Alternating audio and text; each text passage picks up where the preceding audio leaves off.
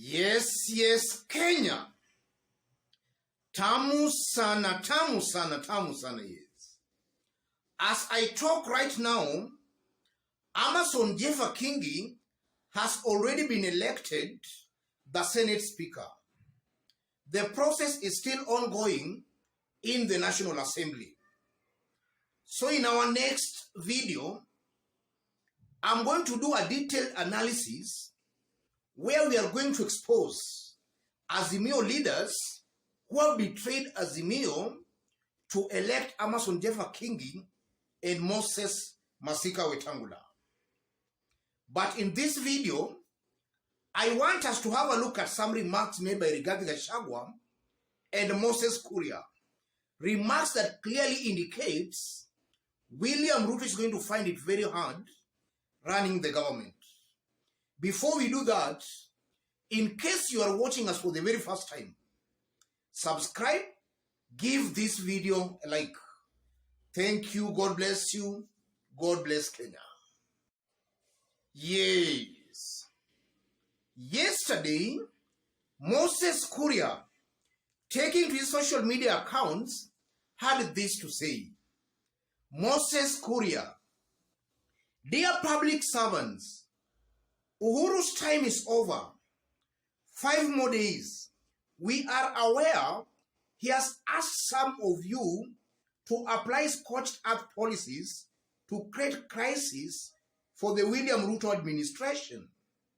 From shortage of forex, food, fuel, to even defaulting on debt servicing. 2 things. 1, we are way ahead of you. And 2, Uhuru is going home and it's unwise to mess the country on behalf of an outgoing president. That's Moses Kuria's post yesterday evening.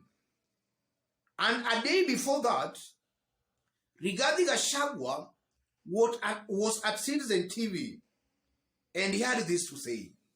Citizen TV Kenya: we are inheriting a dilapidated country, Deputy Presidential Elect Gachagua says. That's Rigathi Gachagua and Moses Kuria. They are reading from the same page. Things are not good in government.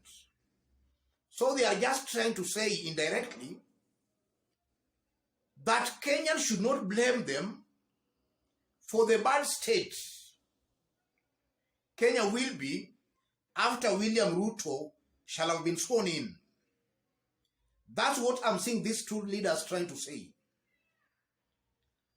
And yesterday still, President Uhuru Kenyatta, while saying he will hand the sword to William Ruto, smiling, he said that in 3 months, Kenyans will be mourning and wailing. So the question begs, is the outgoing president sabotaging the incoming president?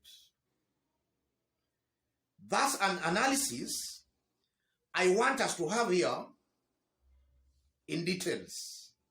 Let's dig deep, ladies and gentlemen. Yes. From those remarks by Rigathi Gachagua and Moses Kuria, and even from the remarks by the president yesterday, some things comes out very clearly. The first thing coming out clearly is that William Ruto and his team were not ready and prepared to form government. They never thought they were going to win the election. In fact, it was very clear that Raila Odinga was going to win the election. And most likely William Ruto, even though he was on the race, he was not very sure whether he was going to win the election. So he was not prepared to form government. Chebukati announcing him the winner caught him by a surprise. So they are not just ready to form government. And to tie that to the president's remarks, President Uhuru Kenyatta has worked with William Ruto in government for about 10 years now. And the president has, in several occasions, warned Kenyans against William Samoei Ruto. And as the president exits, he still warns Kenyans about William Samoei Ruto. He has worked with him. He knows him far much better. In my honest opinion, Ruto is not ready to form the government. Or if he's ready to form government, then he's seriously going to mess up in that government. And that's most likely why the president is warning Kenyans as he exits. That's one thing I'm seeing here. And then secondly, William Ruto most likely is just being William Ruto. The William Ruto we know. As William Ruto was campaigning, he was blaming President Uhuru Kenyatta. All the bad things, he was passing it to the president. And he was saying it's not the president. He used to say, the buck stops with the president. And if you look at William Ruto keenly, the way he has all along been campaigning, he has been finding people to blame. That's exactly what I'm seeing here. And we should expect that in a William Ruto's government. William Ruto will be saying things are bad because the regime that left spoiled things. So he will be constantly giving hopes, false hopes, whether true hopes or false hopes. I'm seeing a William Ruto who will be constantly giving Kenyans hope that we are fixing things. We are fixing things. And by William Ruto's 5th year, he will still be giving hopes that we are fixing things. That's exactly what I'm seeing here. And that only means William Ruto is not going to deliver.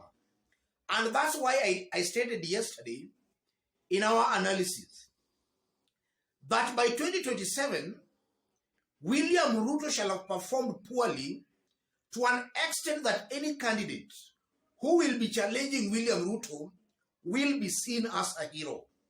And that's why I believe Kenyans should not lose hope. The opposition should reorganize itself properly. Let them do away with faint-hearted leaders amongst them. Let them remain with the lean team, but dedicated, committed. A team that is going to speak in one voice. I'm seeing a William Ruto most likely not going to perform.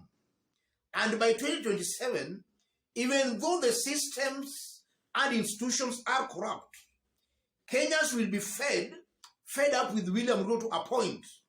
Anybody who will be challenging William Ruto in 2027 most likely will be seen as a hero. That's also something coming out very, very clearly. And also, before I conclude, I'm seeing a William Ruto who also the people surrounding him are going to also mess him up. Because I don't expect the likes of Moses Kuria to be speaking on behalf of a William Ruto's government. I'm seeing a very high possibility where those surrounding William Ruto are going to mess him up. And if you look at Moses Kuria is a known inciter in Kenya. In fact, he has been charged on several occasions with incitement. And I'm saying that without any fear of favor. Look at Didmas Baraza. Those are the people currently defending William Samoei Ruto. Didmas Baraza is actually in court, charged of murder. So William Ruto should be very careful about some of these leaders surrounding him, because they are just going to mess him up. They are going to mess his government, or rather they are going to mess his government big time. So William Ruto should keep distance from some of these people. They are not even worth speaking on behalf of his government. That's also something I'm seeing here, ladies and gentlemen. Yes. So let me conclude it there. But before I conclude, just as I did indicate when we were starting, in case you are watching us for the very first time, subscribe, give this video a like. And to our fans and subscribers here, I'm very much humbled, very grateful for the kind of support you are giving me here. God bless you, God bless Kenya. And to any other person who might want to have a chat with me, or to share an information with me, or even to support this channel, I've pinned my number on the comment section. Contact me through that number. You can channel any contribution or support to that number. To those who are watching us outside Kenya, drop a comment, let us know from which part of the globe you are watching us from. And if possible, subscribe, give this video a like. Let's meet in our next analysis. Thank you. God bless you.